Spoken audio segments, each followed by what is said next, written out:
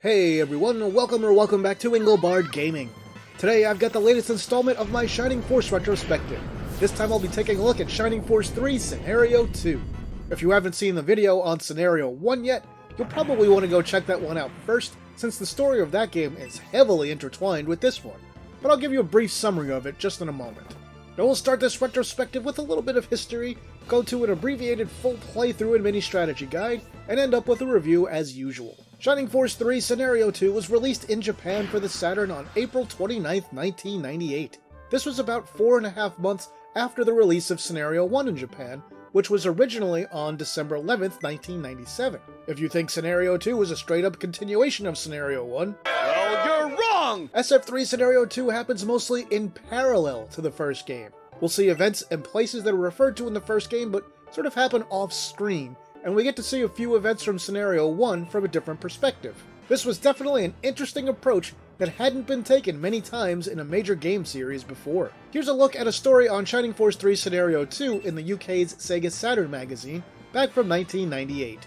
In the UK and here in the US, we were really hopeful that we'd get Scenarios 2 and 3 since we got the original.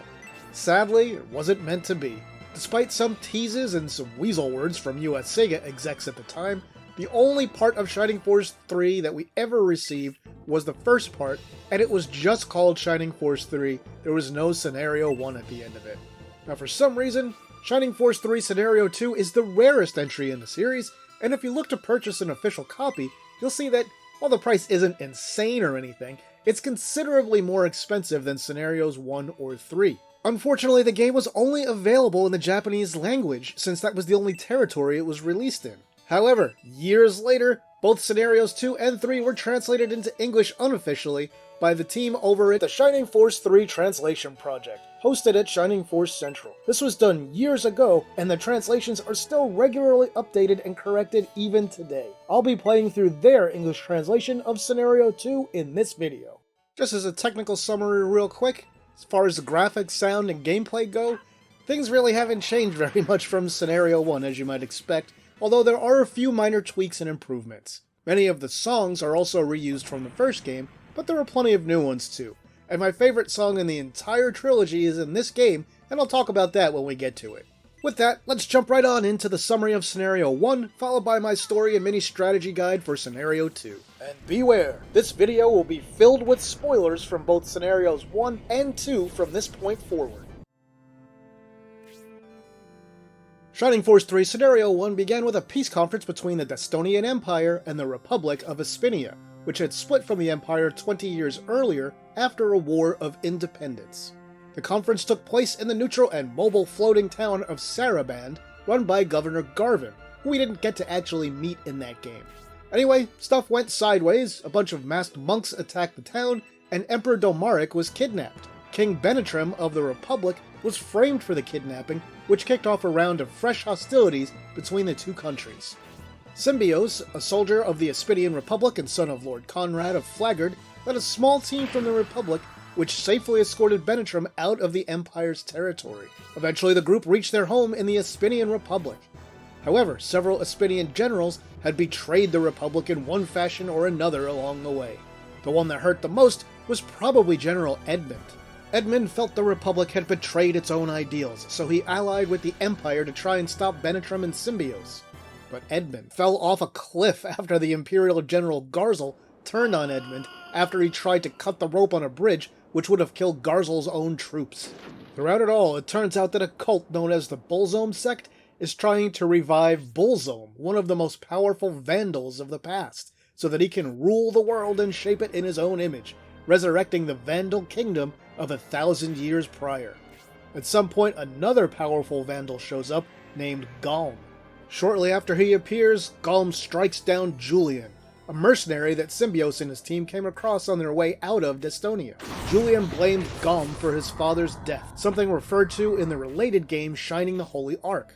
Galm also threatened the powerful Bullzome High Priestess Basanda, who was awed by his strength. Julian was injured and knocked into the rapids below near the Espinian border, and the team thought him dead after finding no trace of him after searching for him. Shortly afterwards, we see that things are bad in the Republic. There's a serious food shortage, and more generals turn on Benetrim. Symbios and company deal with that, but shortly after that, Bullsome High Priest Fiale kills Symbios' father, Lord Conrad, toward the end of Scenario 1. Not long afterwards, Symbios and the team confront Fiale and take him out.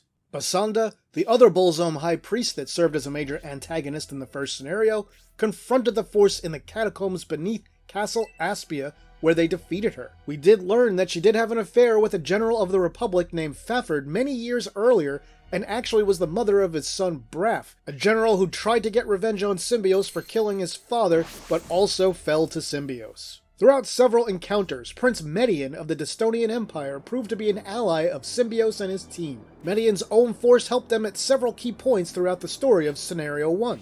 However, after Symbios defeated Prince Orant, Median's older half-brother, he opened the door for Domaric to seek justice, really revenge, for the death of his royal son. Domaric somehow penetrates the giant protective wall around Aspia and shows up with his army led by Median and orders his son to kill Symbios. The game ends with Symbios and Median about to clash with each other on the bridge leading into Aspia Castle.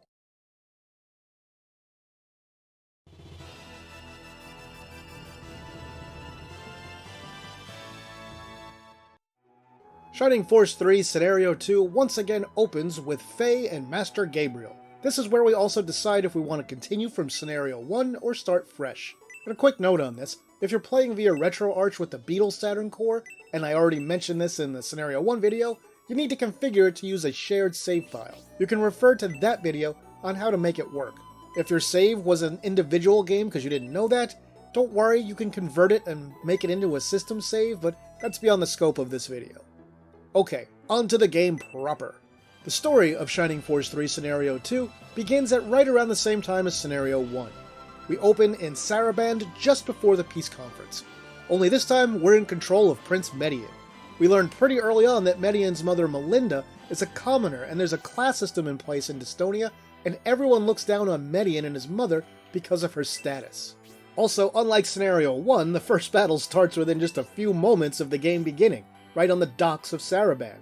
We're introduced to Campbell, the Centaur Knight, Uriado, the Priest, Synthesis, the Magician, and Grantak, who is a strategist and advisor with the group. Grantak notices the scent of gunpowder, some masked monks threaten to kill Median, and we're off to battle number 1. This first battle is pretty straightforward, so I'm not going to spend much time on strategy. Normal Shining Force strategies apply. Keep your magic users away from physical attackers if possible, hit enemies first with stronger characters, and then try to finish them off with weaker ones. Watch out for ranged attacks.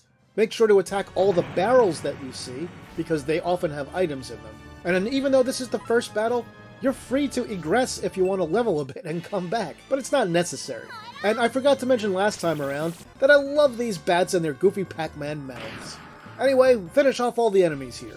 Grantak realizes they're probably here to disrupt the peace conference in some way, and the group splits up before heading into the main town of Saraband.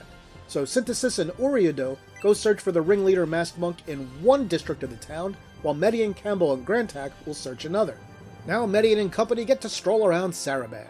One note here is that it can be a little tricky to find every place that you can go in Saraband and every door you can enter. Take your time, don't rush. Make sure to search every cabinet, every pot, and suspicious object that you see. You'll especially want to find those permanent stat increase items hidden throughout the game. When we head westward, we get to see the encounter between Symbios and Median from the first game, from Median's perspective this time, and shock of shocks, we get to actually see Symbios talk, since we're not controlling him now. So stuff sort of happens off camera and the Emperor ends up getting kidnapped. And story-wise, we learn that even the royal family looks down on Median, and they don't even really want his help during the current crisis. And they try to actually take away 2 of his soldiers, Synthesis and Uriado, and stick them into one of his brother's forces. Luckily, the 2 couldn't be found, and they are exploring Saraband and witness Fiale and Cruet talking outside a wall of the governor's mansion, into which Cruet vanishes. The last major event here is a gigantically long cutscene in which Median goes into the headquarters of the Empire, and we see a bunch of the Imperial cast from Scenario 1, including his older brothers, Princes Orant and Magaron, Generals Franz and Garzel, along with a few others. The other Imperials don't believe Median's story about monks attacking him on the docks because their bodies vanished. Then Cruet and Spiriel come in. Cruet stops an injured soldier from telling the truth about what he saw. He only lets him say that he saw Benetrim abduct the Emperor, Shortly after that, we see that the soldier was killed to silence him. Also, eventually, that hole Yasha, who tried to kill a child at the end of the last game, shows up with some more information. Anyway, after some bickering and conversation, we can finally check out a little more of Saraband.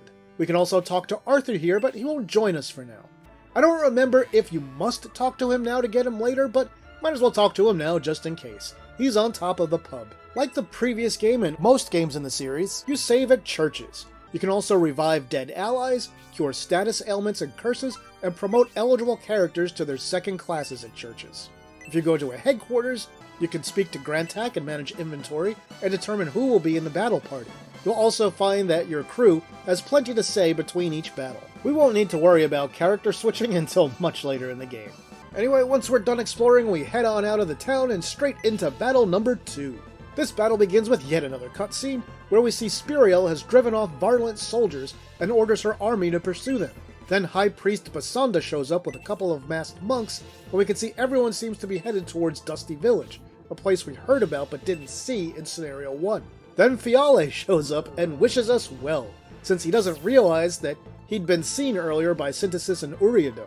The Median army is determined to capture him. Now this battle is a really simple, typical outdoor Shining Force battle map. There's some terrain variety with things like trees, hills, and plains, and I really only have one word of general advice here. In maps where you can simply win by killing the leader, I suggest saving the leader for last, since you'll most likely need all the money and experience you can get. This is a game where a couple of extra levels can make a big difference, especially towards the end. Anyway, take everyone out, and then we'll head into Balsamo, which will also look familiar since it was the second town we went to in the first scenario as well. Median's force arrives in Balsamo just after Symbios left through the secret passage. There's not nearly as much for Median to do here, so this will be a much shorter visit than in the first game. We can recruit 2 more characters here though, so make sure you do that. They are Rock and Waltz. This one's actually a little bit tricky. Waltz has been paralyzed, and Rock is worried about her. If we use an antidote herb or fairy powder on her, she'll be cured and join us. If we talk to Rock right after that, he'll join us too. Make sure to pick up the treasure map from the chest in Duncan's house. We'll need it shortly. We also learn and see more about how the Empire is feared, but also that Median is a good person who just wants to help people. Anyway, let's get on out of Balsamo and head into battle number 3. This battle begins with Cruart's forces spotting Median's force and wanting to take them out. The Saraband army shows up and joins the fray. This is another pretty straightforward outdoor battle with one exception. It's the first map with ruins on it that we can enter as long as someone in the battle party is carrying the treasure map. An important note about ruins: once a ruin starts, you must finish it if you want the treasure. If you use a wing or aggress after a thief shows up or after you enter a ruin, you'll lose the ability to get the treasures from the ruin forever. So make absolutely sure that you're ready to take on a ruin before getting close to it. Also, Median can't enter the ruins himself. He has to stay on the main map to lead the overall force. Finally, there are many chests in the ruins that can only be opened by the thieves. When they open the chests, they take the item, and then you have to hit them to get the item they last picked up, which they'll drop.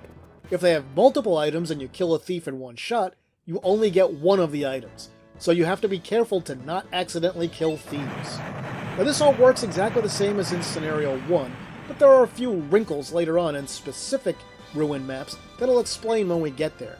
Anyway, the rest of this battle is pretty easy. There are no surprises here. Just take out everyone and finish it up. The force decides to rest for the night in Dusty Village despite its reputation as an unsavory and dangerous place.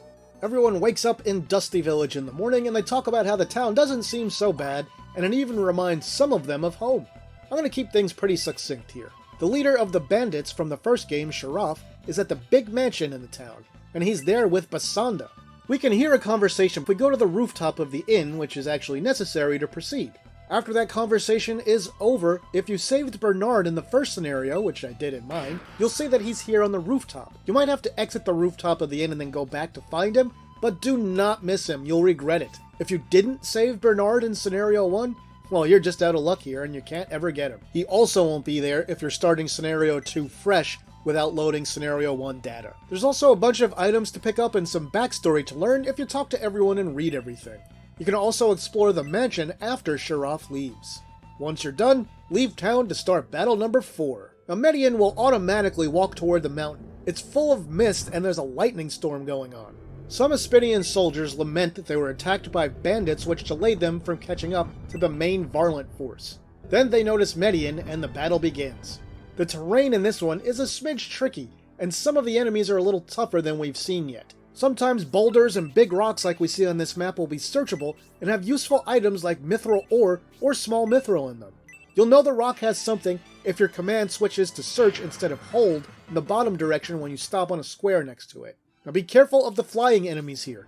Make sure to protect your weaker characters as you proceed upward. Also make sure you don't leave Uriado and Synthesis in a position where they'll get attacked multiple times before they can move. Defeat the leader, and we learn that they bought Benetrim time to escape, and they accuse the Empire of setting up Benetrim. Grantax says that it reassures him that they need to talk to Symbios and figure out what's really happening here. And then we move straight on to battle number 5. We're already at the final battle of Chapter 1, and it takes place at the same time as the track-switching fiasco in Scenario 1. But don't worry, Median and his force won't have to deal with any of that nonsense. We just have a normal straight-up battle in a small map with a lot of enemies. We get to see the other side of the conversation from the first game at the same point, and then the battle begins. Now this one is a bit tougher than anything else up to this point. There are a lot of enemies, the map is small, and there are enemy mages with area of effect spells. It's essential that you don't position characters next to each other in range of the mages here. Try to exploit enemy weaknesses and take advantage of any friendships that you've made with your characters up to this point. Varlant is what I would call the first real boss that we've faced so far in this game, and he'll have 60 hit points and high defense. Make sure to search the rocks. There's a healing ring here that can make a big difference for the whole rest of the game for somebody. Also be careful with Median. If he dies, you lose the map and have to start it over, so don't put him in a position where he can go down. That's true of every map, of course. After we kill Varlant, we get to see the same conversation we saw at the end of the switching point in Scenario 1. As you see here, I saved all those refugees from the first game so they're present and accounted for in this one, and we'll even see them again a bit later. Anyway, Symbios and company tell Median and his group about the impersonation plot, and they talk about the masked monks and the Bolzome sect. Median's force is off to Barrand, and that's all she wrote for Chapter 1. And that's the end of that chapter. Chapter 2 begins on a somber note. We're on a former battlefield filled with fallen soldiers and masked monks. The group struggles to find a survivor from this recent battle, and while they're doing so, they realize that there are soldiers from multiple armies, including those of Garzel, Spiriel, the Republic, and the Bolzome sect. Synthesis finds one injured survivor who said that they came to reinforce Garzel's army against General Proton from the Republic. And he says that the High Bolzome priest Basanda showed up and cast a spell on Spiriel and asks us to break it with his dying breath. Synthesis suggests heading to the nearby town of Aneffect to try and find some clues about what happened here. Aneffect Village is an annoying maze full of dead ends. It's got some personality and all, but boy is it a pain to navigate. There are shops and a good amount of hidden items to find, including a ring and a Protect Milk, so make sure you get all those before moving on. We'll eventually walk into a cutscene with some soldiers of the Republic talking about how they only made it out alive after Basanda said something to Garzel. More importantly, we learn they're after a ship just like we are, and it seems there's only one ship left here in working order right now. Eventually, we'll walk into battle number 6 on the docks of Aneffect. Here's battle number 6, and sorry everyone, but I screwed something up here. This is my one mulligan for Scenario 2. I forgot you could save one of the bosses here, which makes them available in Scenario 3. Just totally forgot about it. Anywho, Proton starts stealing the ship and says he needs it to get away because his army has suffered heavy losses. His lover, Stella, is helping commandeer the ship as we arrive. They think we're following them to finish them off, but we really just need the ship. We don't care about them at all, but we end up having to engage them anyway. The gimmick in this battle is that the cannons will sometimes blow away a part of the docks, limiting where we can walk. The battle itself isn't too bad. We mainly just have to deal with thin walkways and a few choke points. Now, I went ahead and killed everyone here, including Stella. However, if you save Stella for last, and then have someone talk to Median, you can spare her life. But story-wise, even though I accidentally killed her, I liked how it turned out better anyway, since it adds a bit of heartache and drama to the story. Since I killed Stella, we see her speak her last words, and she asks Proton to live on for both of them. Proton is absolutely devastated. Proton says he'll never forget that it was Median that killed her. He says he'll be waiting for us in Aspinia, as his ship sails away. The group laments this tragedy and says they have to end the war to stop this kind of thing from happening. The village chief tells Median of a secret passage to Baron that we can use. Make sure to pick up treasure map number 2 before leaving this town, and then it's off to battle number 7. As soon as we leave town, the bird soldier Zero from the Republic joins us after having been sent by Symbios to do so in Scenario 1. Zero tells us that Sharaf said Median is a nuisance to the Empire and will never reach Barrand. Battle 7 is pretty unremarkable, so I'm going to reclaim a little time here and sort of skip over it. We eliminate a force from Garzel and then it's straight on to battle number 8 inside a cave, the entrance of which is revealed when we examine a rock during a cutscene. Now the next battle, battle number 8, takes place in a waterfall cave. In here we see a couple of ninjas show up, an injured old man and a healthy young woman. The woman is Hazuki and she'll join the force after the battle as long as she survives. She wants to reach and help her injured father. Just then her father slips off a ledge and Zero heroically dives down to save him. Also at that moment, a bunch of monsters show up, and the rest of the force rushes to Hazuki's aid. When it comes to strategy here, just try and make sure your weaker characters are not totally isolated in the rear, because some enemies will spawn in behind you at certain points. Make sure you reach Hazuki. Don't let the enemies kill her. Just be careful, watch your step, and keep your party safe and healed up. Now you can go up ramps, but not steps that are taller than you or your characters. At the end of it all, Zero will fly up with Hazuki's father and drop him down safely. Her father asks us to let her join the group. We learn their mission is to destroy Yasha, and hey, that's one I can get behind. Sadly, Hazuki's father dies. Hazuki thanks us for trying to save him and says we need to leave in case more beasts show up, and so we do. We emerge on the other side of the cave and go into a little town and sleep at its headquarters. At this point, we get to wander around the village of Rhineside. There's one important thing to do here if you want to recruit Penko the penguin later on. You have to get the chicken here to follow you to your HQ. You can start this by searching a vase in a building to get the chicken feed. You then have to find the pen with the 3 chickens on the outside of the town. You'll notice that one chicken is standing still, and if you talk to it, it shows a little heart above its head. You have to open your menu, and then give the chicken feed to that chicken. At that point, it'll start following you, and you just have to lead it to your HQ. Now also in this town, we learn that General Edmund stopped here and left with an Imperial General, setting in motion his betrayal, which we witnessed earlier in Scenario 1. We also learn here that Tybalt, the General of the Republic who was in charge of this region, was a complete and total jerk that always put himself above others. Anyway, we can finish up by doing any shopping that we want or need to, leave town, and then start the next battle. When battle number 9 begins, we see soldiers from the Republic engaging beasts, and they comment that the beasts have gotten more vicious recently. Median and company agree that something seems wrong with the way the beasts are behaving, and they press forward. We'll be dealing with goblins, bats, and worms here. The gimmick in this battle is that there are rivers all over the map, and only a few one-tile bridges on which you can cross them. Be careful not to stick any of your characters off by themselves. You want to position them so that they can cross the bridges in one turn and not create any choke points where they'll be isolated and can endure multiple attacks. Aside from that, this is a pretty simple battle, but we do have the next ruins here too. There are 2 thieves in this ruins map, so you'll probably want to send 3 or 4 of your force members in there. I suggest characters with high movement. You can get large mithril, a potion, and a protect ring here. Defeat all the enemies on the map, and then Grantak, Median, and Campbell discuss how something must have weakened Elbasem's protection, and then we move right on to battle number 10, the last battle of Chapter 2. Median's force sees a bunch of soldiers preparing to ambush Symbios and his force. The enemies here are led by General Edmund of the Aspinian Republic and General Garzel of the Destonian Empire. The battle is bigger and more complicated than any of the others we've seen up to this point, with tough enemies.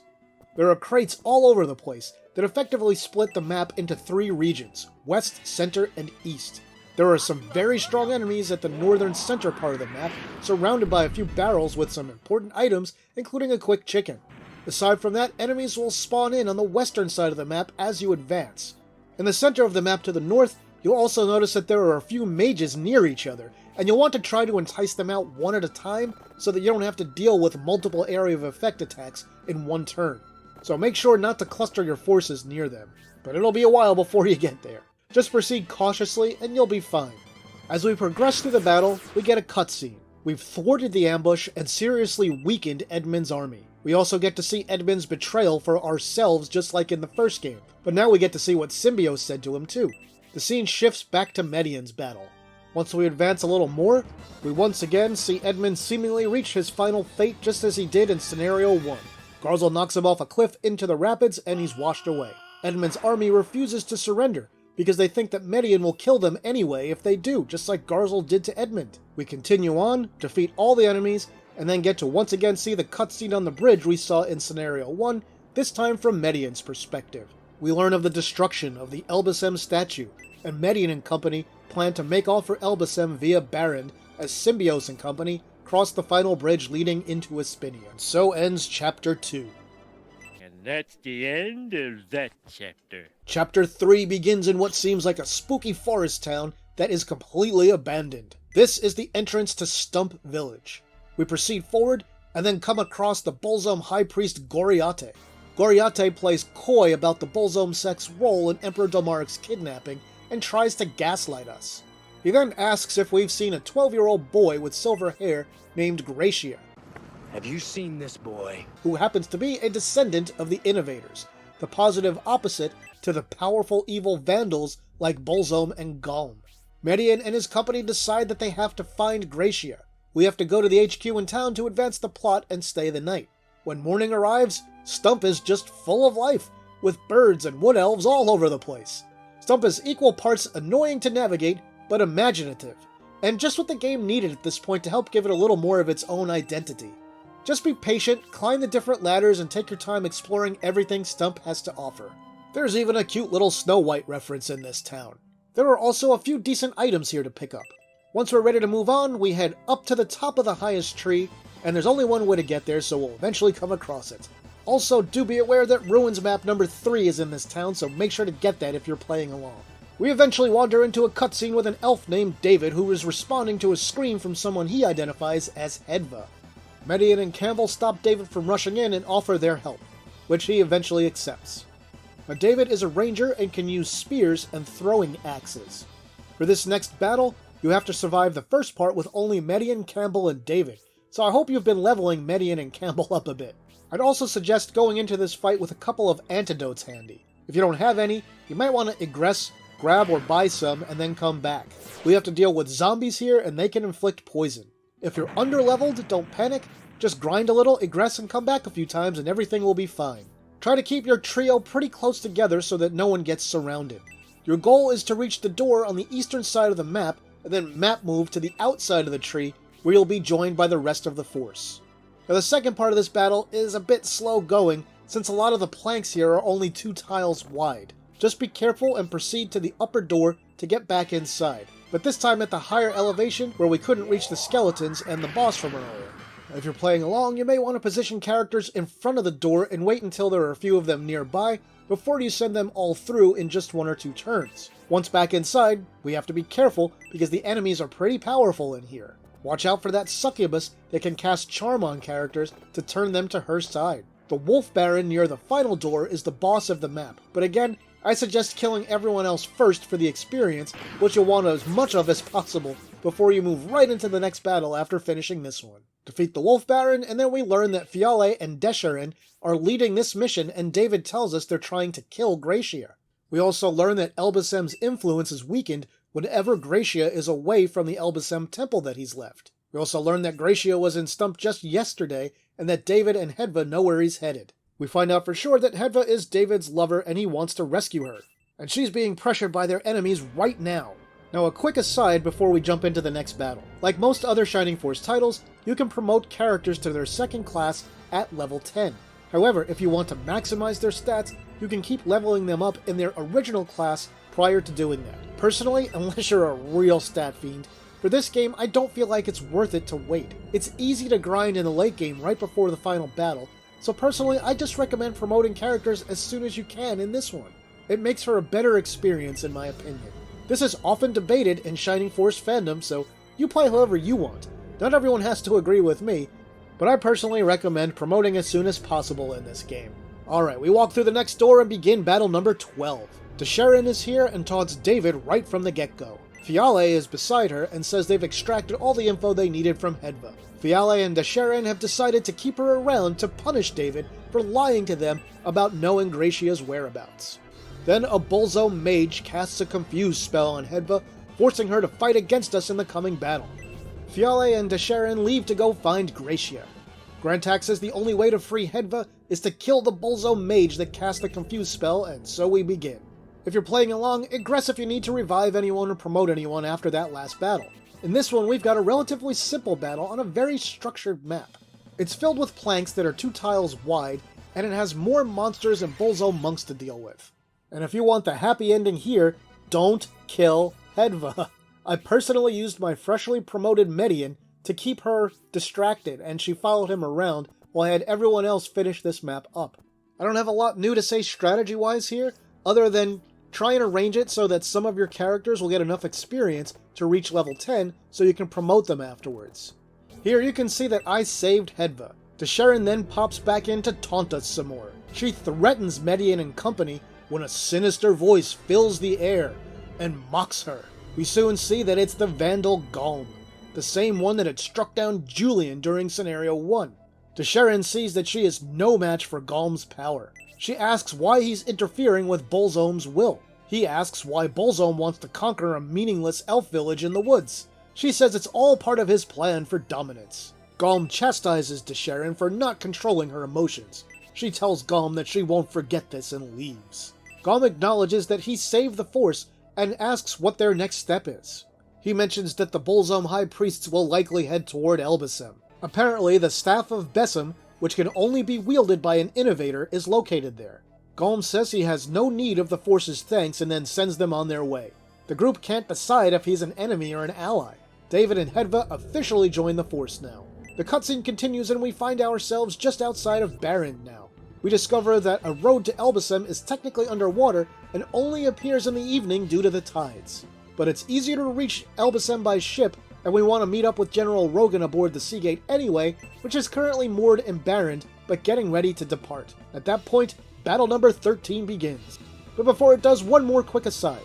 I don't want to spoil things that you'll see later in this video, but you'll learn that David isn't a great character. Despite that, it's pretty essential to level him up for the endgame. Now you can shirk this until an easy grind spot later on, but if you want to save yourself some time, work on him now, trust me. And back to our regularly scheduled battle. Now Battle 13 is much simpler. It's practically a break after the more technical nature of the last 2 battles. Now in the middle of this one, we see that Julian washes up on the shore.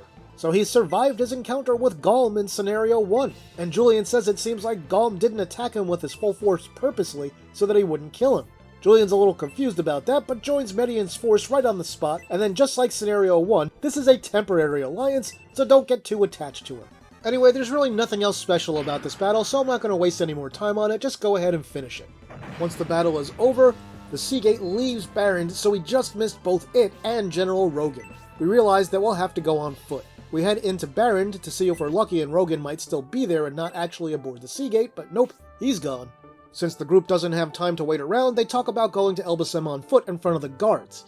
The guards overhear Median and company talking about that, and then immediately block the exits because a battalion went missing that was headed there yesterday, and they were ordered to prevent anyone else from going there and getting hurt or killed. We also learn that when the Imperials initially took this town, Tybalt vanished from the Lord's mansion, indicating that there must be a secret passage in there somewhere.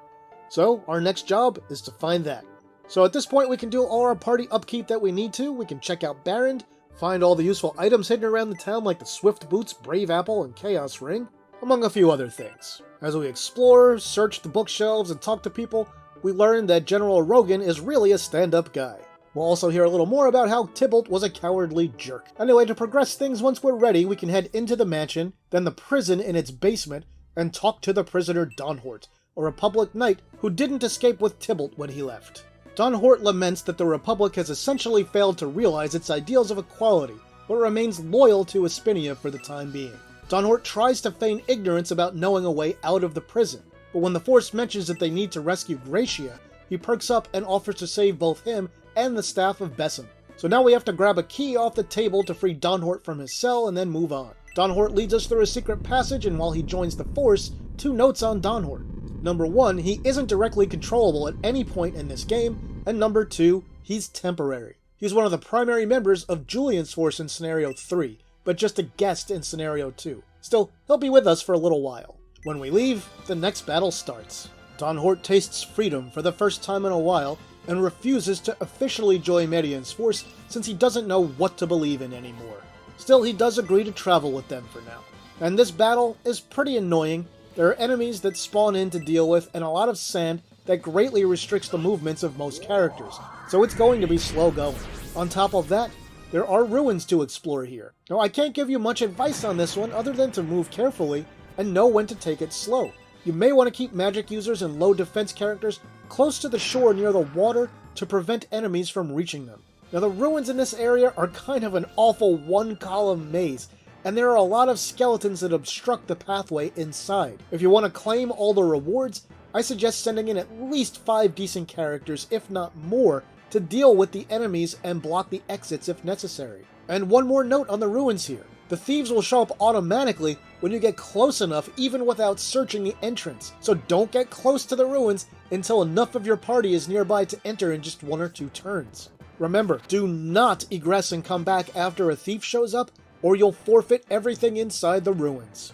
Now once we're done with the ruins, we can start heading to the northeastern side of the map to finish off the last few enemies and deal with some more that spawned in. After we finish everyone off, Don Hort is surprised that the creatures were there at all, and Grantak wonders if it has something to do with the destruction of the Elbasem statue.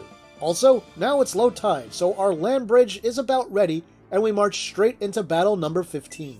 Battle number 15 is the final battle of Chapter 3, and we can see that it's not completely low tide just yet, but we have to start moving forward now anyway. There's driftwood and sand mounds leading north all over the place, so there's enough walkable land for us to begin our approach. Now we're of course engaged by enemies and the battle begins. We have to proceed carefully here, some of the enemies hit pretty hard. Also, a bit of the way through the battle, Zero returns with the Elbasem orb that Khan used in the first game. He apparently thought we'd need it, and he's right, because a Kraken shows up. And don't worry, Shining Force 2 fans with PTSD, this Kraken is way easier than the one from that game. Although we do have to use the Elbasem orb on it before we can start damaging it, so be prepared for that. Now watch out for the Kraken arms and legs. They hit especially hard and have some ranged attacks. The Kraken himself has a breath attack and freeze magic, so he's not a pushover. But hey, we got this. We take out that Kraken and we finish this battle. The group puts it together that the Kraken must have killed the missing battalion that was mentioned in Barrend earlier. Zero confirms for the Force that the creatures are in fact stronger now because of the destruction of the Elbasem statue. Grantak knows that the battle in Elbasem will be fierce, and Zero says the Elbasem orb he used to weaken the Kraken should help them. With that, they proceed, and Chapter 3 concludes. And that's the end of that chapter. Chapter 4 begins in the town of Elbasem with my favorite music track in the entire trilogy of games.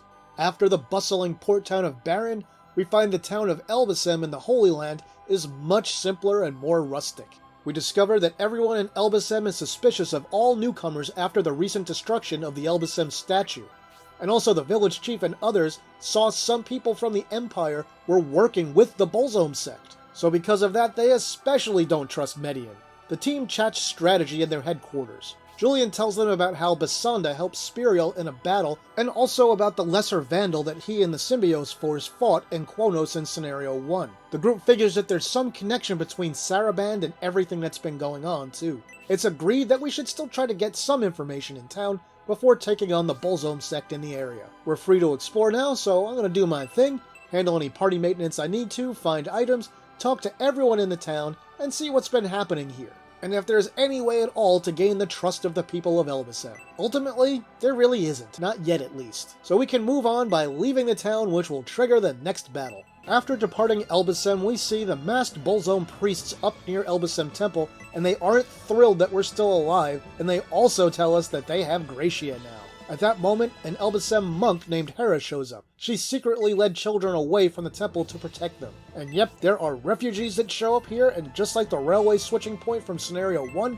it's our job to protect them. But don't freak out yet, this map isn't nearly as hard as that one, since there are way fewer moving parts both literally and figuratively. But it's still no cakewalk. Don Hort offers to take your orders on what he should do. and I strongly recommend that you have him try to rescue the villagers and then send as many people as you can with him when the battle proper starts. Remember, Median is usually the preferred target of enemies. If you can get him over to the eastern end of the map as quickly as possible, it'll make things a little bit easier. For the refugee villagers, you want to send them into the trees on the eastern side of the map, moving as many spaces as possible for the first few turns. Have someone ready to block off the valley between the central mountains, as enemies will try to sneak up on you from there. Try to keep Hera behind the villagers so any chasing enemies will go after her, and then heal her when necessary. You can talk to Hera mid-battle to get her to join the force immediately, otherwise she'll join when the battle is over. Anyway, keep those villagers protected and as far away from approaching enemies as possible, and you'll be rewarded with bonus experience at the end of the battle, as well as the ability to get a secret character in the next battle. But you have to save all of them to get the secret character. At least I'm pretty sure you do. Some in-game text hints otherwise, but it's not in any FAQ I've seen. Upon winning the battle, Hera trusts us because she trusts David. We learned some monks in the temple were killed when the Bolzome sect invaded. She says they have to save Gracia. If you saved all the villagers, each member of the force will get 50 experience points now. The group discusses how there's a large force inside the temple. Dunhort suggests pressing the attack. I would suggest going back to town first. A villager says they saw our battle, and those in Elbasem will trust us now. And we've got some stuff to do, so go ahead and head back. In Elbasem, the people are a lot friendlier now. Talk to them again for a lot more general information about what's been happening if you'd like. One of the villagers in a house will give you the key item, the robot eye, and ask us to activate the robot defender inside Elbasem Temple. But hold up, we're not quite done yet. In the house of the village chief, we learn that the robot defender is named Robbie, and legend says he's invincible. And I hate to burst any bubbles, but not only is Robbie not invincible, he kinda sucks. Even so, we're gonna get him anyway. When the chief finally stops jabbering, open the chest in the room for the treasury map, which we need to get into the chamber where Robbie is located in the next battle. Once that's done, we can walk out of town and then head over to the temple where battle number 17 will begin. Battle 17 opens with a cutscene where we see Fiale fly in with a subdued Gracia. And I'm gonna warn you, this is probably the most annoying battle in all of Scenario 2. It's not as bad as the Railway Point battle from Scenario 1, but it's up there. Fiale taunts Median's force for a bit, and is annoyed that although Bolzome has allied itself with the Empire, one of its princes is opposing him. He says they'll have another opportunity to talk, and then takes Gracia into the temple. What makes this battle so bad? Well, a few things. First up, those spinny towers produce electricity, and its path changes every turn, and it damages any characters in its path, friend or foe, when it changes. The enemies here are a bit tougher than we've seen for the most part, and the ruins in here, where we get Robbie, are more complex than any others so far, and you must send Zero in, as well as whoever is carrying the robot eye. It's tough to get the treasures from the thieves too, so you have to do everything just right in this one. And you've also got Dunhort off doing his own thing, which gets annoying pretty quickly on this map. So first things first, send pretty much everyone into the ruin on the east side of the map. You'll see a door there, and that's the entrance to the ruin. Once inside, we have to use Zero, and send him to the room with the 2 crystals embedded in the walls. When he searches the crystals, they'll move the big doors blocking your way in the ruin. It will take Zero a few turns to do that. While he's dealing with those switches, get everyone else close to those doors. Make sure you open the door closest to your force first, and then the other. You'll need every step to catch the thieves here. Once you have them both open, just have someone block the exit, and then for the rest of the battle, the thieves won't even act. Have who is ever carrying the robot parts use them on Robbie, who you'll see standing on a platform in this room between 2 candles. Once you use the eye on him, he'll be activated and immediately join the force. Kill the thieves, and you're out of here and everyone's back on the main map. For the rest of the battle, just avoid the electricity generated between the towers. If you mess that up, Uriodo should have aura by now so you can heal up to 5 characters at once. Take out all the enemies, and Grantak says, hey, we should probably fix these malfunctioning cores, great idea, and we promptly don't. Anyway, we have to head inside to save Gracia. If we need to promote anyone, revive anyone that died, or do general party maintenance, we can always use Egress when the battle starts. Otherwise, we go straight into the next fight. Battle number 18 begins with Desharon and Basanda threatening Median and warning him that there's no one here to save him this time. Just then, someone shows up to save him. Kind of. It's the Rainbloods, Emperor Dolmaric's elite execution squad. They've been ordered to retrieve the Staff of Bessem. We learn Fiale is in the inner chamber of the temple with Gracia. Our job here is to get everyone to the staircase in the center of the map on that little island while killing only the enemies that we need to. Grantak says not to engage the Rainbloods, and holy shit, he's right. They will make mincemeat out of us, and you'll get to watch as they take out Desharin and Basanda. You're going to have someone use a freeze spell on the searchable water on the north side of the little island in the center with the staircase, and you'll probably also want a freeze orb so you can send your magic user, who casts the freeze spell which only lasts one turn, into that chamber as well. Make sure you use the freeze orb from the inner part of it so your magic user can get across. And by the way, there's a freeze orb right here on this map. It's in the statue just in front of the spot on the floor for just such an occasion. Now be careful getting it though, because Basanda and Desharin will ignore you unless you enter their attack range, and then they'll go after you. Otherwise, they'll just engage the Rainbloods. Now you can get into their range even though you're on the floor below them, so that's why you have to be careful here. So map move everyone to the inner chamber to start the real battle. Now be careful in the intersection here, especially with weaker characters. Some of the enemies hit really hard, and the mages guarding the pathway leading to Gracia and Fiale should be dealt with before heading up that way. You'll find a few hidden items in the columns that are searchable. Advance carefully here, and you'll find that it's not too tough. But send any weaker characters out on their own and they'll get slaughtered. My advice here is to try and sneak up on the mages on either side of the north bridge and deal with them as quickly as possible. You may want to put one of your stronger characters in range from the inner part of the map, just so that you can distract them while you approach from the sides. Once we take out the Bullzone Priest in the northern center of the map, just in front of Fiale, the battle ends. Once the battle ends, Fiale goads Gracia into freeing the staff of Bessem by telling him that the Rainbloods are coming and they'll kill everyone in here if he doesn't take it. Gracia levitates and chants just as the Rainbloods enter the room. We'll get a rather meaningless choice on whether or not we want to stop the ceremony, but it's going to continue no matter what. Now Gracia removes the seal on the staff and claims it, causing a huge release of holy magic that knocks everyone in the area with evil hearts right out, which for now means that Fiale and the Rainbloods are unconscious. General Rogan finally shows up and apologizes for not arriving in time to stop the Bullzone sect from invading the temple. Rogan once again shows he's a stand-up guy and consoles Gracia, letting him know that none of what happened was his fault. And then we take the unconscious Fiale prisoner and hightail it out of there before the Rainbloods wake up. So off we go to Rogan's ship at the Seagate and sail into the distance. Aboard the Seagate, the team discusses the situation that Domaric is trying to expand his rule and that the kidnapping may have been a farce. Rogan says he doesn't think Domaric was involved because of the behavior he's observed in the Bullzone sect, but says it's conceivable they joined forces afterwards to accomplish the same goal. Rogan accuses Prince Aurant of deceit and figures he's playing a part in all of this. He also mentions the newest Imperial military flagship, the Executor, is even more capable than the Seagate. And I'm saying Executor because it could be said Executor, but that's somebody who manages a will. I think they were going for executions, so Executor it is. Rogan says that they're headed to Saraband, which has left the Balsamo Plains and is now docked in Headland. Headland is known for its stability and the Republic seems to be falling apart, so it's safer there. Rogan also deduces that the governor of Saraband, Garvin, is involved with everything since he's on good terms with Aurant. Just then, General Edmund from the Republic enters the scene. He survived his tumble off the cliff earlier. He apologizes for what he's done, even though he's primarily talking to the Empire right now. Edmund tells him that he's lost everything and he had no purpose, but now he does. His new and only purpose in life is to protect Gracia. We can explore the Seagate now, do some party maintenance, there's a church and shops here, and there are hidden items to find as usual. We can also talk to Gracia and Edmund here. Edmund relays his story of betrayal, and that because of it he can never return to Espinia.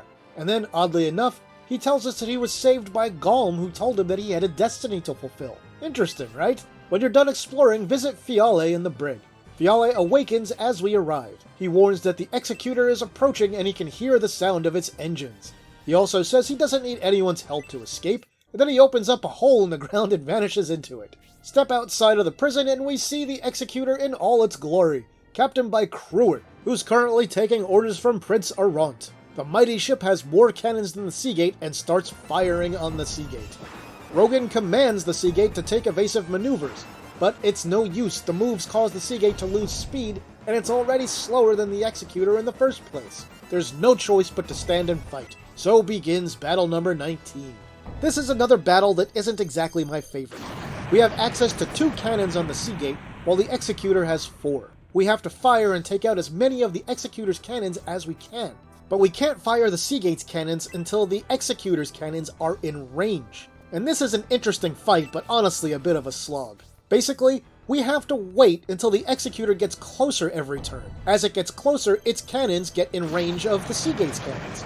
And then we can start firing the Seagate's cannons at its cannons. Of course, the Executor will fire on us too, and each cannon on each ship takes several shots to destroy.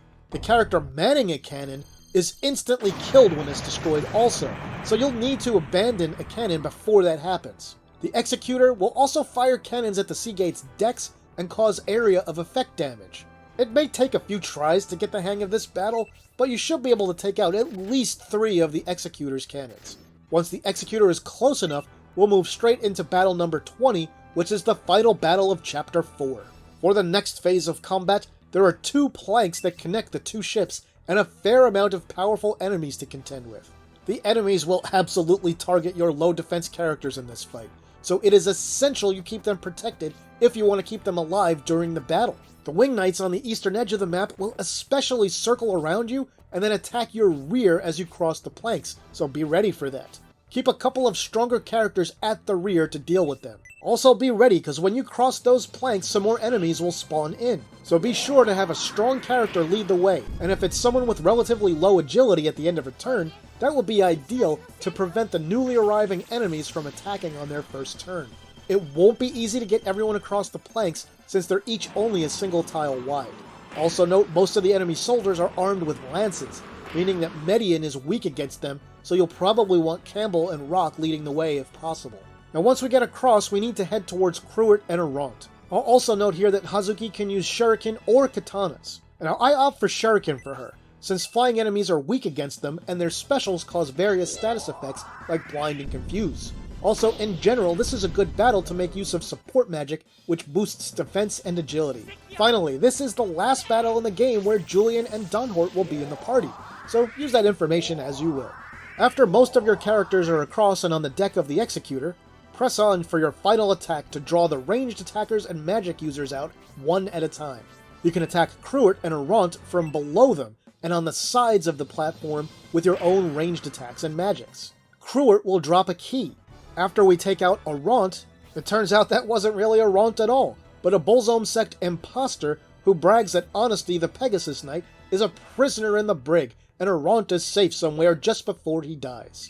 Just then, the Executor is rocked with explosions after overheating. The Force rushes down to find Honesty in the brig below.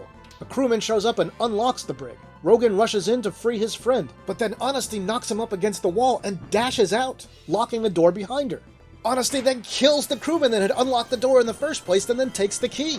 Dunhort realizes that it's not Honesty at all, but Fiale in disguise. Fiale mourns that he wasn't able to lock all of them in the cell as he'd planned, then raises a protective force field and leaves, after saying that the Executor is critically damaged and not worth defending. He says it'll sink in less than 24 hours. Rogan is trapped in his cell with no way out.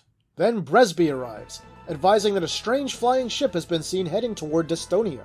Zero offers to fly to Flagger to catch up to Fiale and get the key to free Rogan. Note, I screwed this up in Scenario 1 and forgot to get the key from Fiale in that game, so sadly, Rogan is fated to die here because everyone on the planet is too stupid to figure out how to free him from a locked door on an entire day with things like magic and explosives existing in their world. Oh well. Gracia chimes in that the flying ship is the Walkyrie of legend. He knows of it from an ancient scripture, and that it is a ship powered by the Vandals that will destroy everything in its path. He thinks he can stop it with the power of the Staff of Bessem, but will need help to get close enough to stop it. Julian volunteers, and now you know what Scenario 3 is going to be all about. Julian vows to help Gracia since he's going after a Vandal. Dunhort then says he will go with Gracia as well. He realizes that after becoming somewhat disillusioned with the Republic, that this is the path forward for him in his life. Then Edmund shows up and asks Gracia to take him with them as well. Julian asks for Median's permission to leave, which we will of course give him. Grantak tells Zero to return the Elbasem orb to Symbios and company, stating that they'll need it. Julian's group departs on Bresby's ship, and the Seagate makes for Saraband, now docked in Headland, towing the sinking Executor behind them. And that's the end of that chapter. The penultimate chapter of Shining Force 3 Scenario 2 begins with Honesty surveying the area above Saraband. We can see it's filled with an unusual amount of soldiers, so something's going on here. Honesty heads for HQ. The group notices something suspicious seems to be going on in the town. Honesty comments on all the soldiers she saw in the area, and that they seem to have specifically surrounded the headquarters. Grantak thinks Garvin is getting ready to reveal his true nature. David counsels against taking any action that would justify their arrests at this point. Synthesis suggests that Median gather info in town since he's well loved there, and the soldiers wouldn't ever dare do anything to him. Median walks out of the HQ, leaving us free to explore the town. So as we look around, if we talk to the soldiers, we'll find that they are hilariously cagey. Seriously, talk to all of them. Some of them are pretty funny. I suggest you go and find and talk to Arthur here again, and this time he'll join you. He's a knight who also has some magic spells and can be super useful. Make absolutely certain to talk to the flower girl and get the bouquet here. You actually need it to obtain Ruins Map number 5 a little bit later. If you missed the bouquet, no Ruins Map for you. I'm not even sure you can progress without it, but just in case, make sure to get it. Also, the blacksmith is now open inside the weapons shop. You can make mithril weapons and equipment here. You probably won't have enough money at this point for many of them, but you can get a few of them. The blacksmith works exactly the same as he did in Scenario 1. You give him some material and then select who it's for. For weapons, he'll make a weapon of the same type that the character it's for currently has equipped. So if you want a good spear, let's say for a paladin, make sure they have the spear equipped when you go to the blacksmith.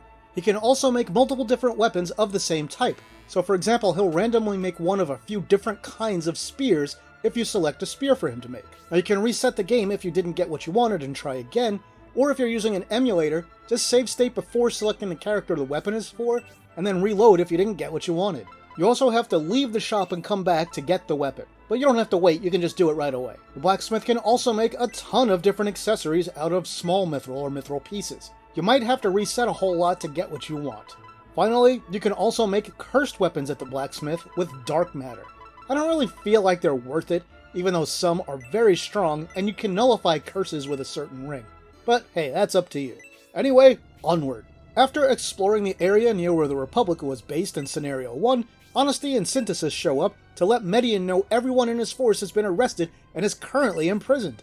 She talks about what she and Uriado saw earlier in Chapter 1 when Cruert and Fiale vanished into the wall of the Governor's Mansion. Make sure one of you has Cruert's key from the last battle, and go search that wall to start a stealth area where you have to stay out of the guard's cone of vision to avoid being detected and kicked out. There are a few items hidden in some of the large columns in these few rooms worth getting, like more mithril for example. If you go into the main hallway where the diplomats are, you'll find a running pepper.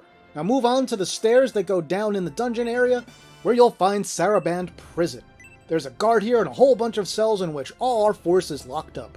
The guard here notices Median and calls for reinforcements, who show up behind him. And now, we've begun battle number 21.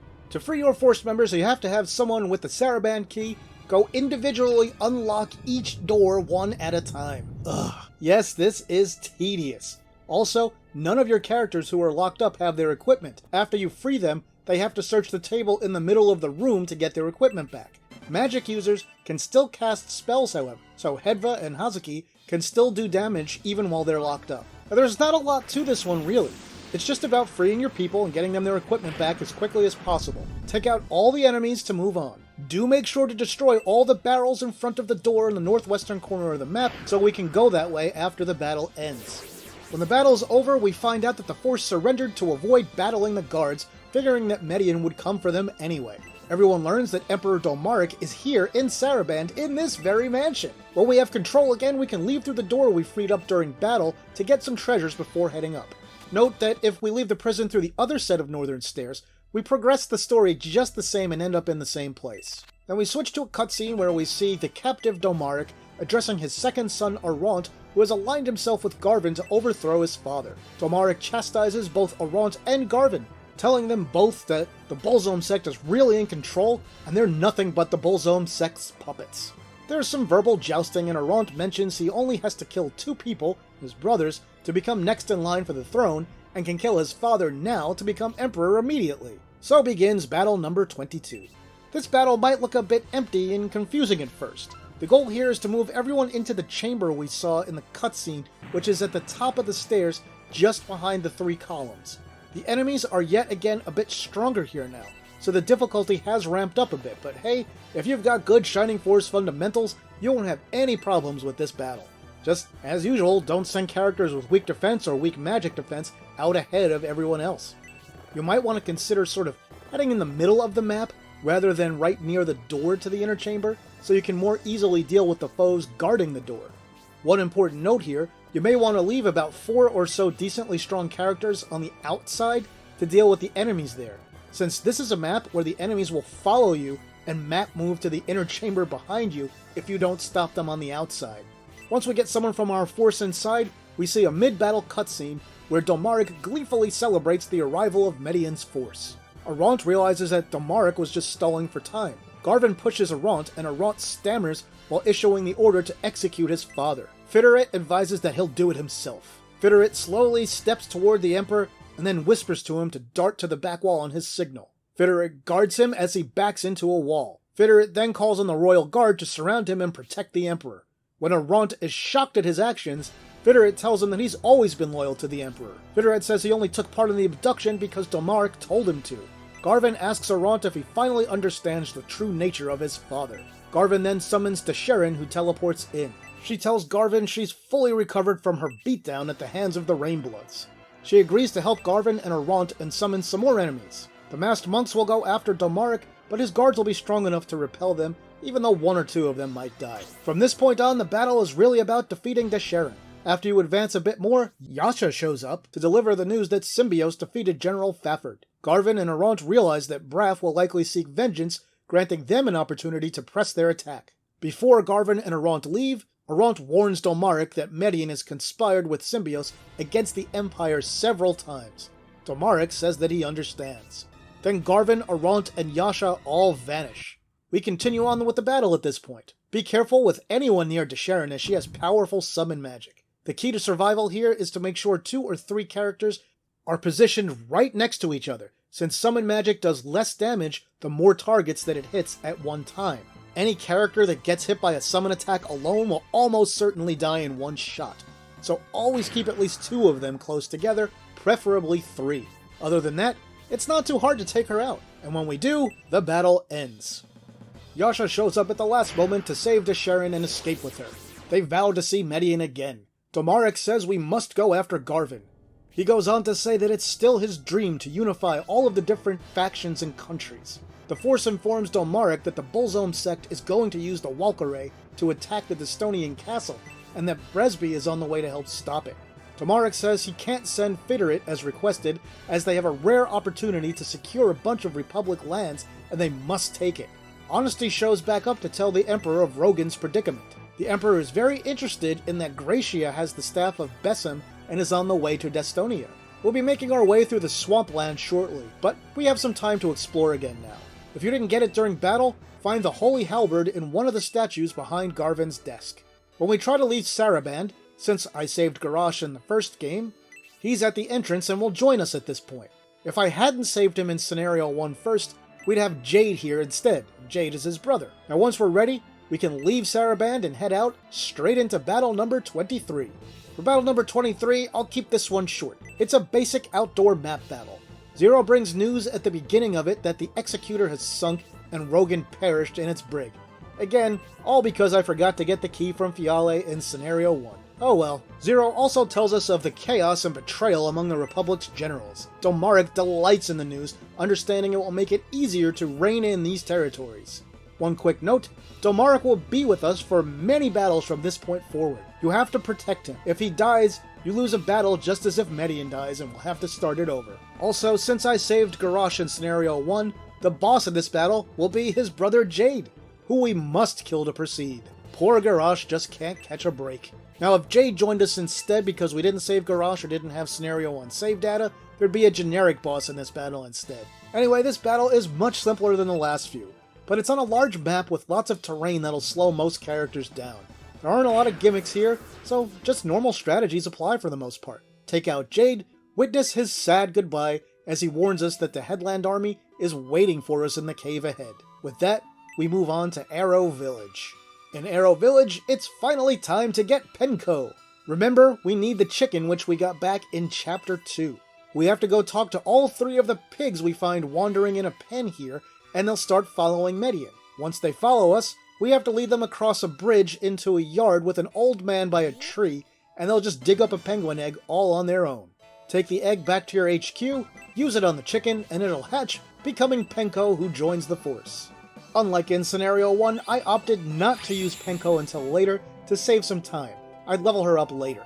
Also, talk to the girl right by the same bridge and give her the bouquet from Saraband for the next Ruins map. If you want to be slightly depressed, go ahead and talk to Garash's family here in town to learn about his dead siblings, including the one that we just killed. Once we're done with that, leave Arrow and Median will automatically walk into the cave to start the next battle.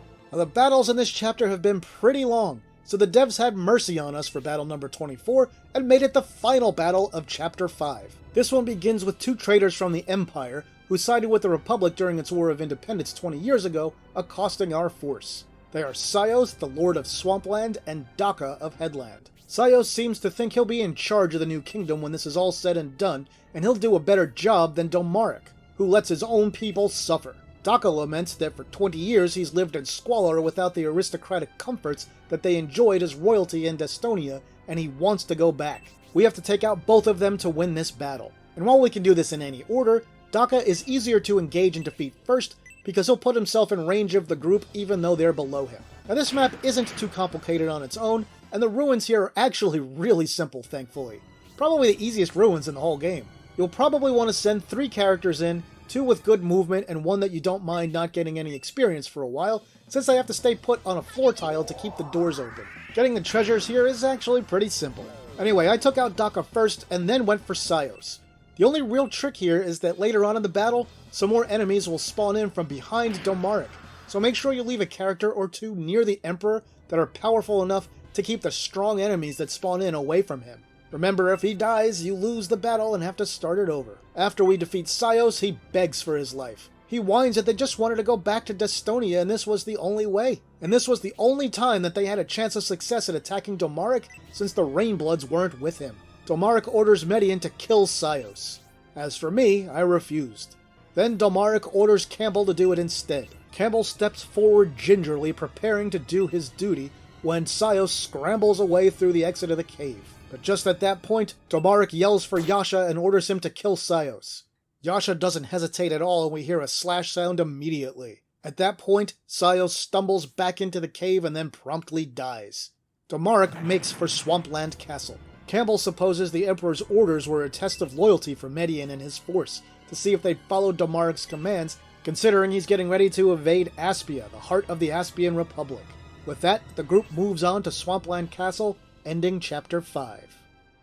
And that's the end of that chapter. The final chapter of Shining Force 3 Scenario 2 begins with Sios' wife Ilya standing before Domaric and the people responsible for killing her husband. Her child Romatara is with her and doesn't understand what happened to her father yet. Ilya tells her daughter that the man here is her relative, Emperor Domaric of Destonia, and he killed her father. Ilya's son Jason is also here and cries in reaction to the news of his father's death. But it's about to get a whole lot worse, since Domaric wants to have all of them executed because he knows to retain power and prevent a future challenge to his crown, it's necessary to take out every one of them, but he asks Median's opinion. Ilya begs Domaric to spare the children, but Fiterit tells her it's already been decided, and the reason the Empire is strong is because it ignores such pleas. After sending Ilya and her children away, Domaric is swayed to delay the execution to stave off some possible blowback, but states that the executions will happen later. Median is sent on his way to prepare to take Aspia. At this point, there are some items to gather both in the castle and the town. Note that you cannot leave the town. You have to exit through the castle to progress the story. There's a room there with 2 carts and some soldiers that leads to the next battle. But don't leave right away. Take some time to explore the town. You'll hear more about what's going on and with the Walkyrae and the state of the war in general. After we're done exploring, we can head through that cart room and leave the castle to begin battle number 25. Battle 25 takes place in the Swampland Marsh. Basanda makes an appearance, does a brief taunt, and then leaves. We're chaperoning Domaric on this map again, so be sure to keep him out of harm's way. This map is large and complicated because it has lots of tiles that are impassable by ground units.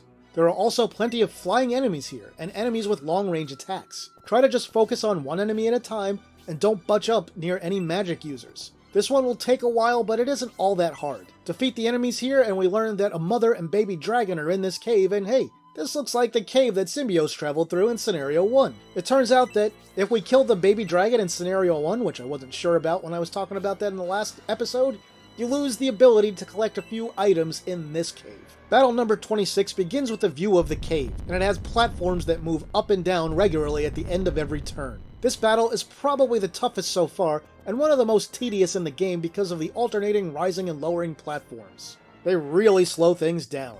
Feel free to egress if you need to revive anyone or do any other party maintenance. Keep someone relatively close to Domaric in case any of the flying enemies make a beeline for him, and sometimes they do.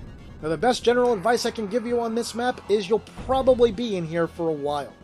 But as long as you aren't under-leveled right now, it's not going to be a hard fight. The dragon has a lot of hit points, but even so, it goes down pretty easily. The actual boss of this map is the Minotaur, so you can end the fight just by killing it if you want. Once he's dead, we exit the cave. Upon doing so, we're greeted by more Bullzone monks that start to converge on our position. They stop their advance when another one teleports in and says Desherin needs them in Aspia, the capital of Espinia. Domaric asks Yasha for a report. Yasha shows up magically as always, and we learn that Symbios has defeated both Prince Orant and the Titan. So we're officially beyond where the first scenario ended, not counting the after-credits scene. Yasha also informs Domaric that Garvin has headed for Storich to execute some plan that he doesn't know yet, and it's on to Storich we go. During a conversation now, David says that Orant sealed his own fate when he invaded Aspia and sided with Bullzone, so Median doesn't have to feel bad for not wanting revenge against Symbios. The team slowly starts to realize that Domaric may have used Orant's kidnapping plot and maybe even orchestrated it indirectly. Campbell logics out that if this is true, then Orant's death is truly Domaric's fault. Grantax says they have a moral responsibility to deny the Emperor aid in his conquest of Aspia. At this point, we're free to explore Storich now, and can see a bit more of it than we did in Scenario 1. Some of the citizens tell us about the plots of the Bearsol and Braff armies that Symbios defeated in Scenario 1. The western district of town has the game's second and final blacksmith. By now, you should be able to afford some more mithril weapons and accessories. If not, well, soon you can make all the money you'll ever want. While exploring the town, make sure to pick up the final ruins map from a chest in the shop and a few other items scattered around town. To progress the story, go into the huge luxury hotel or inn or whatever it is and speak to Domaric. The Emperor says they have to find Garvin and figure out what he's up to. Grantak asks why they need to go to Aspia at all. Domaric says he needs to reclaim the land that belonged to the Empire to begin with. He also tries to play to Median's sense of duty by saying that Orant's death at the hands of Symbios needs to be avenged. The Emperor calls for Yasha, who shows up and instructs him to find Garvin. Yasha answers that he already has found Garvin, and that he's beneath the ruins of Storich. Domaric sends Median to head into the ruins and defeat Garvin once and for all. After a bit more chatter, off we go. Oh, and if you haven't come across Papitz in the bar yet, make sure to talk to him and get him to join the force. He'll make the final battle much easier, in a way that I'll explain shortly. To get to the underground ruins, we have to go through the warehouse here in Storich. The warehouse is in the second district of the town. You'll see a big wall on the outside with a guard in front of a door. Go through that door to enter the warehouse. If for some reason you aren't loaded with mithril and dark matter at this point, you can find a bunch by searching the crates and stuff here. When you're ready and made whatever weapons you want to, head into the stairs that lead down into the ruins. Once Median heads down those stairs, battle number 27 begins.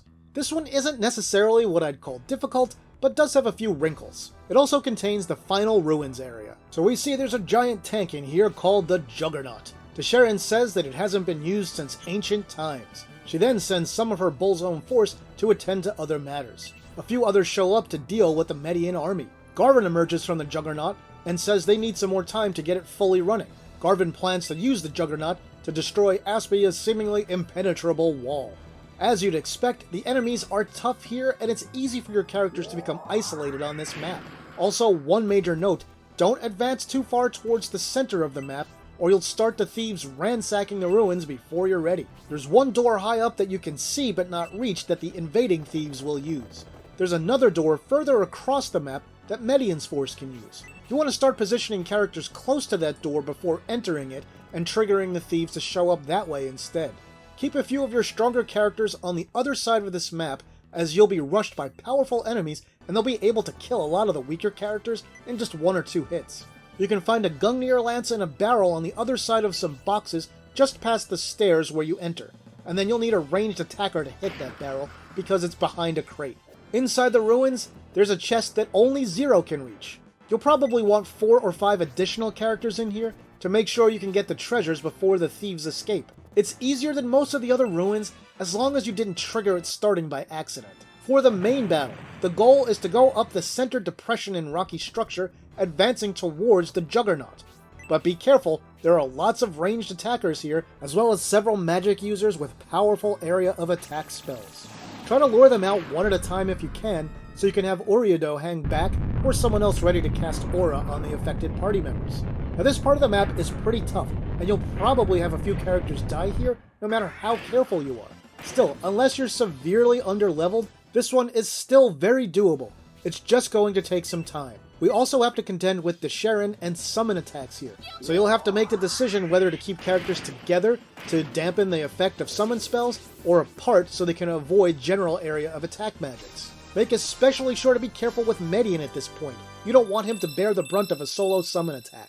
Anyways, stick with it and defeat the Sharon. Once she goes down, the Juggernaut starts up and slowly rolls away. The Sharon says that she's pleased that she was at least able to keep her promise to Garvin. Then, a new mysterious character teleports in and saves the Sharon. Her name is Jane. She's from the north, but not part of the Bolzome sect. Uriado says her aura feels like Galm's. Jane asks for Median to please just let them go. Since I'm playing this as a straight-up hero, I agree to let them go.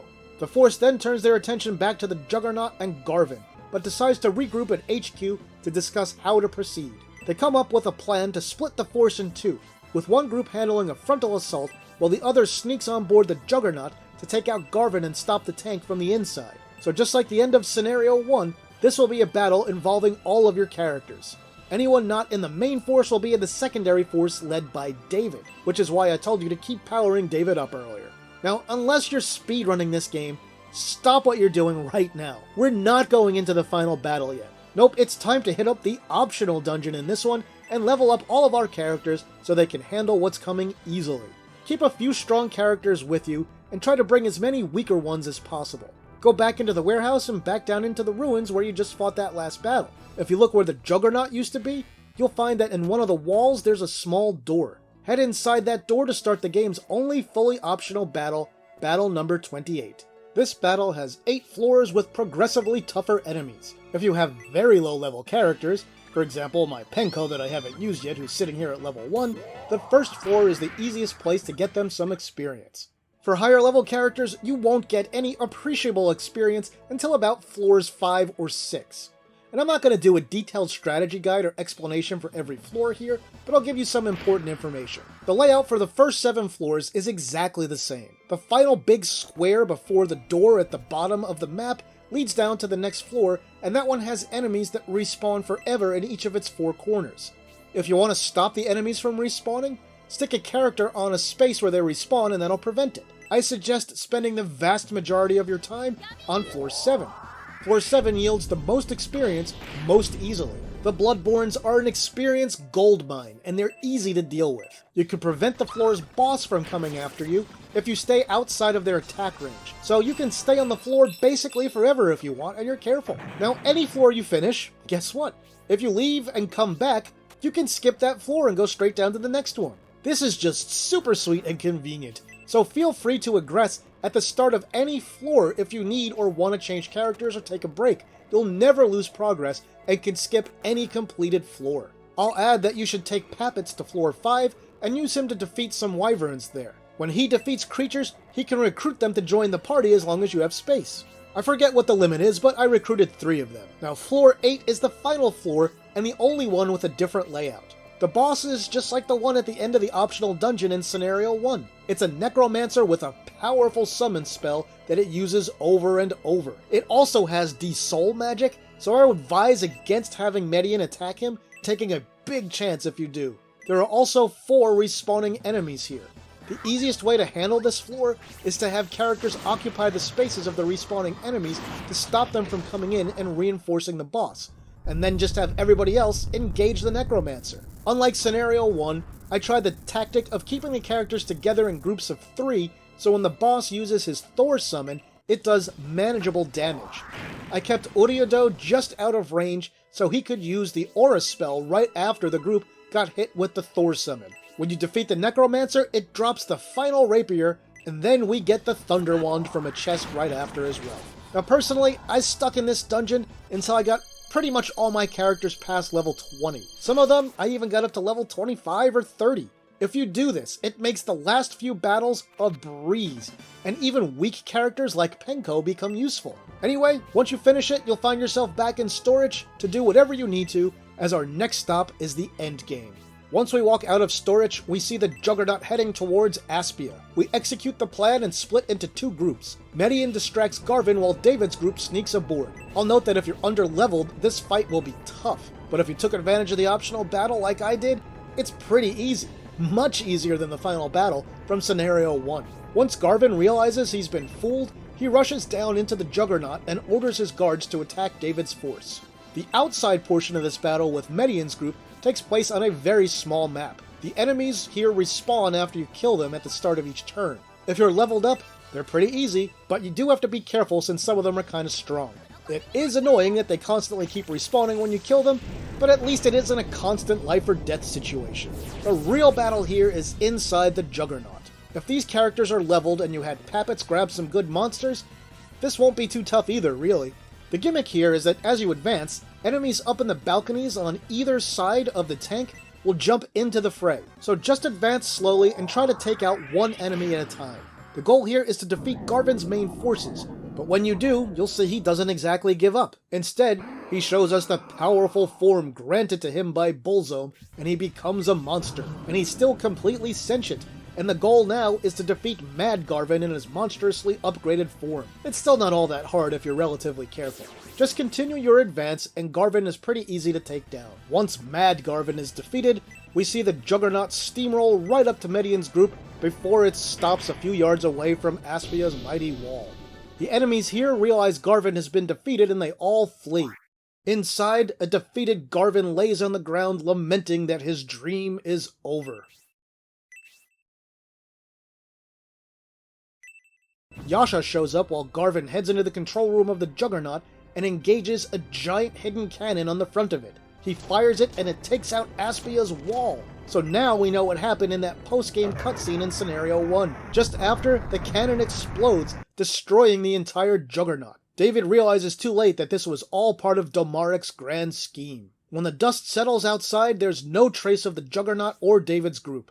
Median's group is mostly knocked unconscious, but they're all still okay. They get up and collect themselves as Tybalt emerges from the tower above, vowing to avenge Headland and Swampland and to stop the Empire right here and now. Tybalt misidentifies what happens and says he knows Median's army was in league with Arant and Garvin. Yasha shows up to support his view. But wait a minute, wasn't Yasha just in the Juggernaut? Anyway, Tybalt brags about reinforcements, elite soldiers sent to aid him for this battle. Turns out, it's the B team from the final battle in Scenario 1. Grantak begs them to stop their attack, but Tybalt won't have it and tells them all to prepare to die. So begins the very final battle of this game, battle number 30. Luckily, my B team wasn't in great shape at the end of Scenario 1, so I made absolute mincemeat of them. After that, we head up the stairs on the walls to take down Tybalt and Yasha. Careful, Yasha has a confuse attack, and in my case it hit my Median and led to him killing Synthesis, which was the only fatality I suffered in this entire fight. Again, this is dramatically easier than the final battle with Arant from Scenario 1, especially since it takes place in such a small, compact area. I took out Yasha first and then Tybalt. It turns out Tybalt, like every other Republic general, turned on Aspia after all. He wanted to rule Aspia himself and was working with Garvin. Before he dies, Tybalt says Yasha was sent to help avenge Arant's death.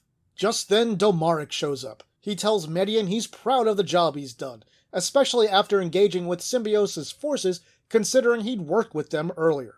Right after this, we see that David and his group survived the destruction of the Juggernaut, but there was no sign of Garvin in the wreckage. It becomes clear that something is up with Yasha, since he seemed to be in two places at once, the Juggernaut and the wall with Tybalt. The group discusses other Yasha sightings that don't make sense for the same reason. David is outraged when Fiterit congratulates Median for siding with his own people against his friend's army.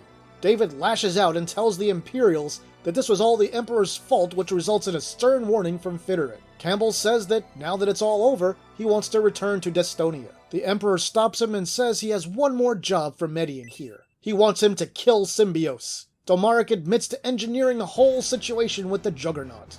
Now I have Median refuse to help Domaric any further. Domaric says that he wonders what Magaran, Median's eldest brother, is up to. He mentions that he dispatched him to secure Median's mother Melinda and bring her here. That's what was in the letter that he had the Pegasus Knight Honesty deliver earlier in the game. Melinda is to be a hostage and won't be safe unless Median does what Domaric tells him to. Domaric implies that if Median refuses to kill Symbios, that Magaran will have his revenge for Iran's death by killing Melinda. The group acquiesces to Domaric's command to protect Median's mother, and then we all enter the now severely damaged Aspia for a pretty amazing scene. Personally, I found this scene very powerful. Median sees all the death and destruction of the town that he's partially responsible for. He sees the few people in front of their ruined homes trying to pick up the pieces of their lives. A woman approaches and tells him to leave them alone. Someone else grabs her and tells her to be quiet or the Imperials will kill her too. She says among all this destruction she'd rather be dead. Median takes a few more steps forward when a child pelts him with a rock and cries over the death of his father. The boy's mother rushes in and begs Median to let the boy go and take her life instead. Despite not seeing his dialogue, we can tell Median is horrified by everything that's happened here. Domaric is at the gate ahead of the castle bridge. He steps through it. And then here, we see a familiar sight. The bridge from the final battle of Scenario 1. And now we know what happens here. We see the other side of the conversation from Scenario 1 between Median and Symbios' forces, where they yell at each other and prepare for what is seemingly an unavoidable battle, while Emperor Domaric delights in how close he is to reclaiming the stolen lands of the Republic. After the posturing, Symbios tries one last time to talk Median out of this battle, but he refuses. Median and Campbell engage Symbios and Dontaras in battle. But just at that moment, Honesty arrives and yells at them to stop. Yasha shows up severely injured even though he wasn't summoned. He mentions Julian and then collapses. Then the credits play. But we have one final scene after them just like last time. The after-credits scene shows us the ship on which Bresby, Julian, Donwart, and Edmund left at the end of Chapter 4. They finally see a lighthouse and land after a long voyage. And it's not just any land, it's the very capital of Destonia. And after that, we're back with Faye and Gabriel, where we can save our game to prepare for Scenario 3. And thus ends Shining Force 3 Scenario 2.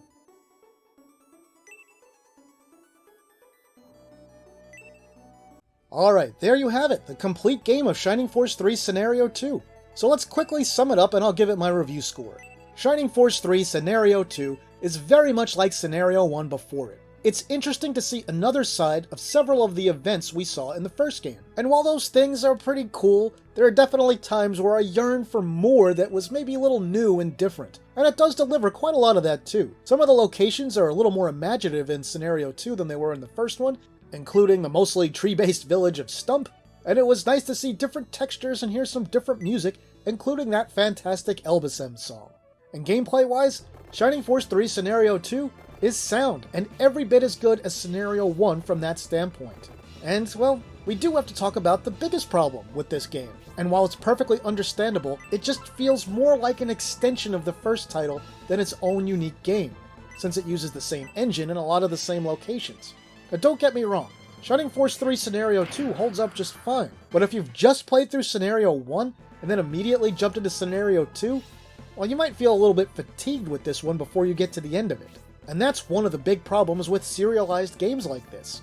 And it's probably also a big factor in why most of them don't do very well, and we see regular drop-offs in sales from the first game of the series through each successive game. And even looking at only Japan sales numbers, it seems very much like that's exactly what happened with Shining Force 3, Scenarios 2 and 3. But hey, don't feel bad, even the mighty Final Fantasy VII Remake is suffering from that very same problem right now, with the second game having sold worse than the original. Now let me add, I approached this playthrough as freshly as possible. After I finished Scenario 1, I waited a few months so things would feel a little bit better on this one when I played it again. I had spent about 34 hours playing Scenario 1 and a little bit more on this one. And even with that time gap, there were moments when I still felt like this game was just a little bit too samey. In the grand scheme of things, Shining Force 3 Scenario 2 is still a great game, but I have to give Shining Force 3 Scenario 2 a very slightly lower review score of 8 out of 10. I enjoyed playing through it again, but parts of it did feel a little extra tedious, even though I left a purposeful gap between playing Scenarios 1 and 2. Which is a shame, because the story here is much more intriguing and will probably appeal to fans of political fantasy stories like A Song of Ice and Fire, even though it's decidedly less adult, but still satisfyingly complex. My best recommendation is to play through Scenario 1 and give yourself maybe 3 or 4 months before you tackle this one. So then, we have only one more scenario to cover for Shining Force 3. Can Part 3 overcome that feeling of sameness that was so pervasive in Part 2? Did they change enough to make it feel like something that stands on its own? Find out in, well, probably a few more months. Now it's your turn. Tell me what you thought of Shining Force 3 Scenario 2. Do you love it? Do you hate it? Do you wish it had more unique gameplay elements to warrant it being an entirely separate game? Have you not played it and is this your first time going through its story? Tell me all about it in the comments. That'll do it for this video, my retro gaming friends. If you enjoyed it, please like it and share it online somewhere. If you haven't yet, please subscribe to the channel and hit the notification bell so you'll never miss any of my videos. If you want to support the work that I do here, you can do that on Patreon, Ko-fi, or right here on YouTube through things like channel memberships and super thanks. With that, I'll say thanks for watching, and see me later.